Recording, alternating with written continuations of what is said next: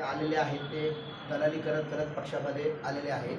परंतु तो जरी ॲडव्होकेट स्वतःला असतील तर त्यांनी असल्या भानगडीत पडायला नको. मी माझ्यासारखं अनेक आयुष्य चळवळीमध्ये घातलेलं आहे. मी मूळचा मराठवाड्यातून आलेलो आहे.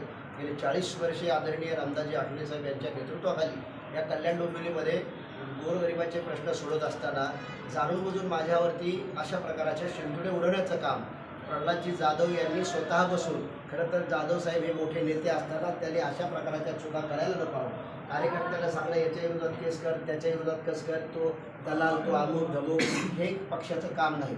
पक्षाचं काम शोषित वंचितांना न्याय देणं आहे. गोरगरिबांच्या प्रश्नाला जाणीव करणं आहे. पक्षाला मजबूत करण्यासाठी आपण सगळ्याची शक्ती एकत्र लावली पाहिजे.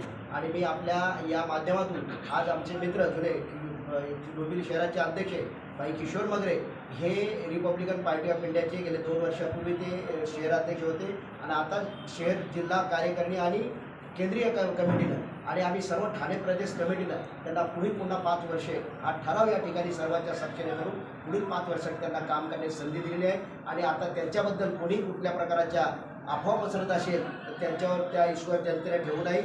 त्यानंतर कोणी अशा प्रकारचे स्वतःला ते पद लावत असतील तर पक्ष नियमानुसार आम्ही त्यांच्यावर कारवाई करू, त्यांना कोर्टात नोटीस देऊ आणि त्यांना योग्य ती सल्ला देण्याचाही आमचा प्रयत्न आहे. आणि या ठिकाणी आता कोणी पक्षाच्या बाबतीत कुठल्याही प्रकारची अवचट भाषा वापरू नये अशा प्रकारचं मी या ठिकाणी आपल्या सगळ्यांना आवाहन करतो.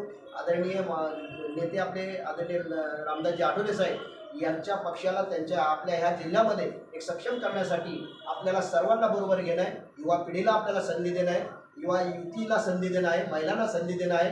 आणि भविष्य काळामध्ये रिपब्लिकन पक्षाचा कल्याण महापालिकेवरती निळा झेंडा कसा फडकेल यासाठी आम्ही आमची भाजप आणि सेनेबरोबर युती आहे.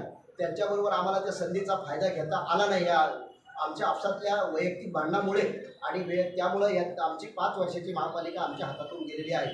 परंतु या ठिकाणचे आमचे आदरणीय खासदार असतील, आदरणीय आमचे रवींद्र चव्हाण या ठिकाणी असतील, आम्ही पुढेही त्यांना मागणी करतोय की आमच्या रिपब्लिकन पक्षाला आम्हाला काही समित्याचा वाटा मिळावा अशा प्रकारचं आम्ही या ठिकाणातून आपल्याला माध्यम करतो आहे.